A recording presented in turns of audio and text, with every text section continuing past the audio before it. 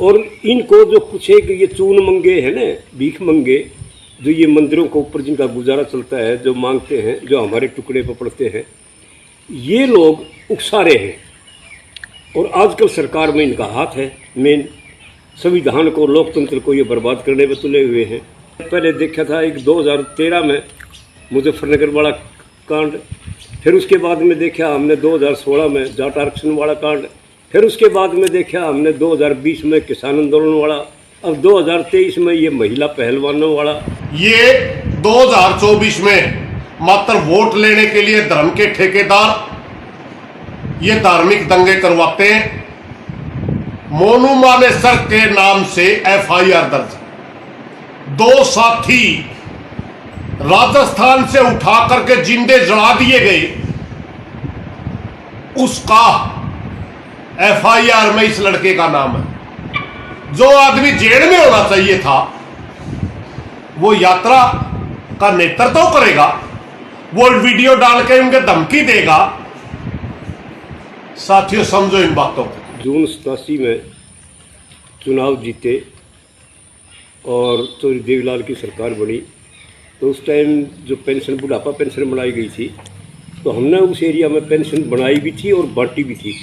तो उनके दादा परदादा के, उनके नाम ये सब हमारे वाले थे, हिंदू नाम ही थे।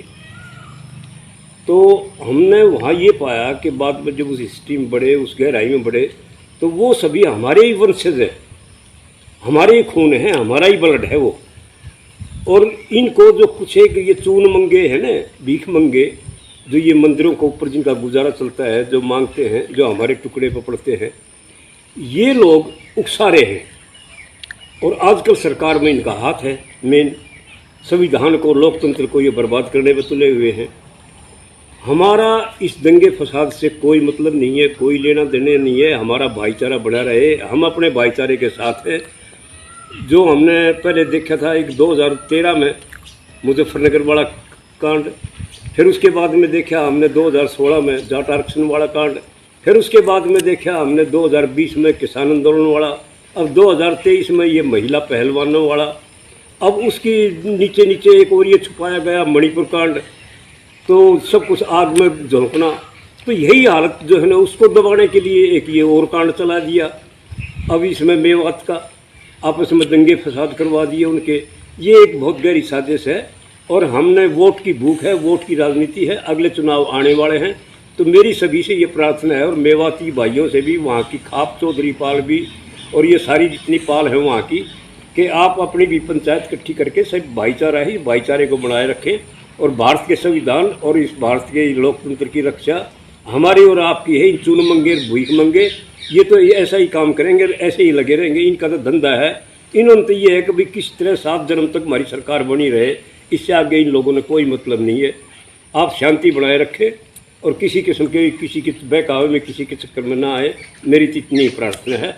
ये किसी किस्म का आपस में वोट लेने की भूख है और कुछ चक्कर नहीं। 32 भाइयों को गोलियों से भूना गया और मुरथल के कांड के नाम से जो समाज को बदनाम किया गया, वो भी हमें याद रखना चाहिए।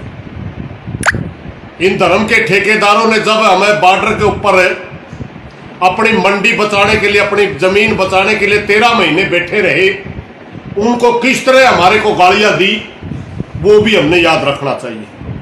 और जहां तक मेवात की बात है, 1857 से लेकर के आज तक मेवात ने कभी भी देश विरोधी गतिविधियों में हिस्सा नहीं लिया। ये हमेशा भाईचारे की भाषा बोलते हैं, देश के लिए लड़ने वाले लोग हैं। धर्म के नाम बहकावे में आकर के किसी भी तरह का एक्टिविटी में हमें नहीं पड़ना चाहिए। ये 2024 में मात्र वोट लेने के लिए धर्म के ठेकेदार ये धार्मिक दंगे करवाते हैं। मोनू मानेसर के नाम से एफआईआर दर्ज, 2 साथी राजस्थान से उठा करके जिंदे जला दिए गए, उसका एफआईआर में इस लड़के का नाम है। जो आदमी जेल में होना चाहिए था वो यात्रा का नेतृत्व करेगा, वो वीडियो डाल के उनके धमकी देगा। साथियों समझो इन बातों को। इसलिए मेरी प्रार्थना है कि कोई भी किसान या मजदूर भाई इनके बहकावे में आकर के हरियाणा प्रदेश का माहौल खराब ना करे। मेवाती मेव भाई हमारे भाई हैं, भाई थे, भाई रहेंगे। वो हमेशा हमारी भावनाओं को समझते हैं, हम उनकी भावनाओं को समझते हैं। ये जो कुछ लोग गौ रक्षक के नाम पर कि ये गुंडागर्दी चला रखी है, इनके किसी के घर में गौ नहीं है। ये मात्र एक लूटने का टोला बना रखा है। इनके बहकाव में आकर के हमने हरियाणा प्रदेश का नुकसान नहीं करना। मेरी प्रार्थना पूरे समाज से कि शांति बना के रखनी है और इनके बहकाव में नहीं आना है। धन्यवाद सर।